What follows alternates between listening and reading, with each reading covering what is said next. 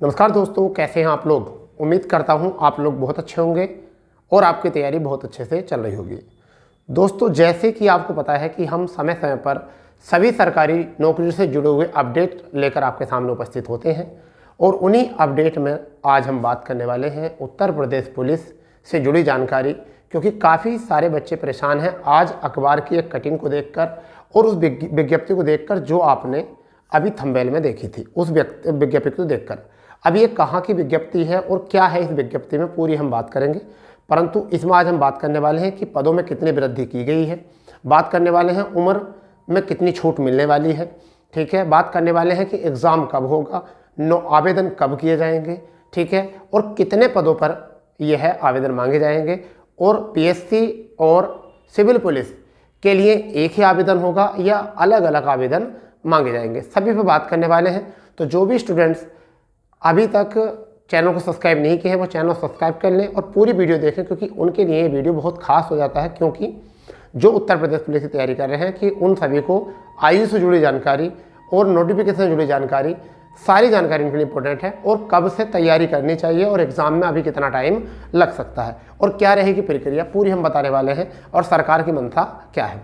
तो दोस्तों, पहले तो आप इस अखबार को देख लीजिए। अखबार की कटिंग को मैं हट जाता हूं बिल्कुल साइड से। आप इस अखबार की कटिंग को देखिए जो थंबनेल पर लग रहा था, उस पूरी कटिंग में क्या है आप उसको आराम से देख लीजिए। क्या है इस पर लिखा हुआ, लखनऊ से ये अखबार निकला है, यानी लखनऊ का ही प्रकाशन है। और इसमें क्या लिखा हुआ है, 60,000 पदों पर उन्होंने दिया है। परंतु अब आगे देखिए, पूरा पढ़ लीजिए आराम से, फिर हम बताते हैं इसमें क्या है। ठीक है दोस्तों, पूरे अखबार पर नज़र एक बार मान लीजिए क्या है इसमें और पूरी कटिंग पर देखिए क्या है। तो देखिए इस अखबार में क्या है, अब हम समझाते हैं आपको क्या है। देखिए, पदों में जो की गई है उत्तर प्रदेश पुलिस की पदों में जो वृद्धि की गई है वो की गई है 7545 पदों की वृद्धि की गई है। जो मतलब अधिसूचना के लिए पद थे वो कितने थे, 52,699 थे। परंतु उसमें वृद्धि कितनी कर दी गई है, 7545 पदों की वृद्धि कर दी है। और 60,244 पदों पर अब विज्ञापन इसी सप्ताह में आ जाएगा। और विज्ञापन के साथ साथ एक और बात आपको याद रखनी है, ओटीआर सुविधा इसमें है कि पहले आपको ओटीआर जिनका नहीं हुआ है वो ओटीआर कराएंगे। और ओटीआर का मतलब है वन टाइम रजिस्ट्रेशन, यानी क्या है, अभी सभी भर्तियों में जो है वन टाइम रजिस्ट्रेशन शुरू हो चुका है। इससे एक बार आपका अगर डाटा इस पर चढ़ गया है तो फिर उसमें आप समय पर संशोधन कर सकते हैं, परंतु अपने समय की बचत कर सकते हैं। आवेदन पत्र भरने में जो गलतियाँ होती है वो नहीं होने की, ठीक है। तो ये ओटीआर सुविधा बहुत अच्छी बात की है। विज्ञापन के 15 दिन बाद जो है आपके आवेदन शुरू हो जाएंगे। तो लगभग मान के चलिए इसी सप्ताह, यानी कि 24 तक अगर हम मान के चलें तो 24 दिसंबर तक आपके जो हो जाएगा नोटिफिकेशन आ जाएगा, विज्ञप्ति आ जाएगी। और अगर हम उसमें 15 दिन और ऐड करते हैं तो लगभग 7 या 8 जनवरी 2024 को जो है यह आवेदन ऑनलाइन शुरू कर दिए जाएंगे, ठीक है। क्योंकि इसमें लिखा है कि 15 दिन बाद जो आवेदन, ऊपर मेन हेडिंग पर मत जाइए, क्योंकि वो जो होते हैं अखबार वाले अपनी विज्ञप्ति को अच्छे से पढ़ने के लिए लिख देते हैं कुछ कि ऑनलाइन इसी में। तो इन्होंने एक अंदर अखबार में लिखा है कि विज्ञापन के 15 दिन बाद जो है आवेदन कर दिए जाएंगे। तो आवेदन ऐसा मान के चलिए ये हो जाएंगे।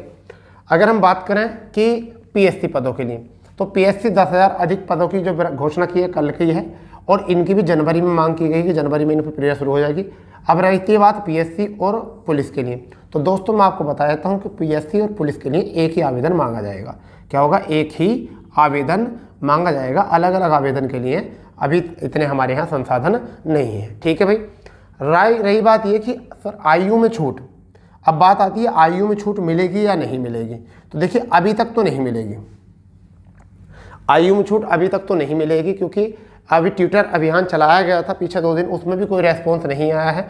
परंतु अभी तक तो नहीं मिलेगी। परंतु स्टूडेंट्स की तरफ से मांग है कि 3 वर्ष की जो है यह छूट होनी चाहिए, क्योंकि पिछले 3 वर्षों से उत्तर प्रदेश पुलिस भर्ती जो है वो डिले हो रही है और समय समय पर नई नई डेटों के साथ प्रस्तुत हो रही है और बच्चे काफ़ी परेशान हैं।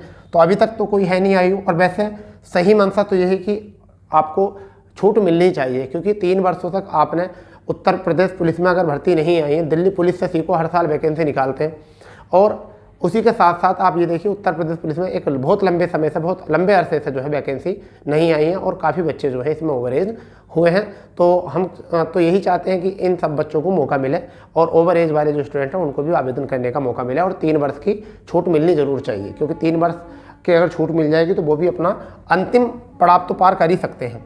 रही बात, आगे देखते हैं क्या है। देखिए 1906 पदों पर दिसंबर लास्ट वीक में जो है विज्ञापन आ जाएगा, यानी कि मतलब ऑनलाइन शुरू हो जाएगी, विज्ञप्ति आ जाएगी। तो 1906 पद और हैं जो अलग अलग संभागों में हैं और विज्ञप्ति क्या आएगी। देखिए 921 पद जो है वो गोपनीय लेखा है, लिपिक संवर्ग के जो क्लर्क होते हैं, 930 कंप्यूटर ऑपरेटर ग्रेड ए वाले हैं और 55 पद जो हैं कंप्यूटर प्रोग्रामर के हैं और कुल पद 906 पद है। बेटा ये छोटे विज्ञापन, तो ये सबसे पहले ये विज्ञापन आएंगे। अगर हम बात करते हैं सबसे पहले विज्ञापन आएंगे, फिर उसके बाद में आपका ये विज्ञापन आएगा। इन सभी विज्ञापनों के बाद जो है, इन सभी विज्ञापनों के बाद दरोगा के फॉर्म आएंगे।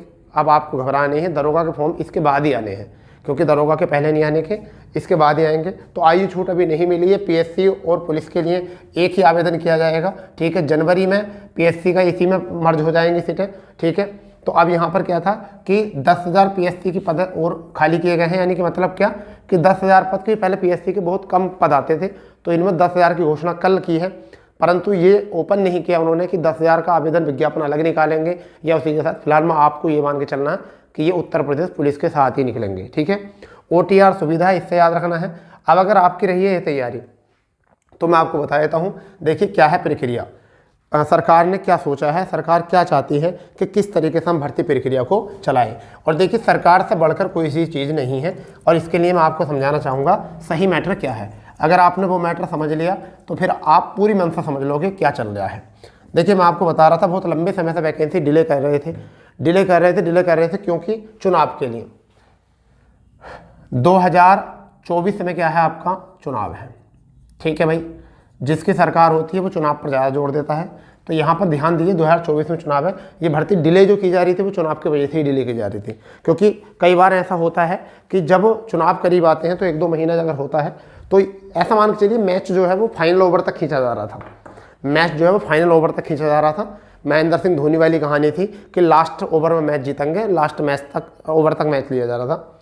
तो अगर अब ये जनवरी में ऑनलाइन होती है, जनवरी में ऑनलाइन होती है तो लास्ट डेट आपको पता है, लास्ट डेट जो है आपको पता होनी चाहिए, वो फेब में हो जाएगी।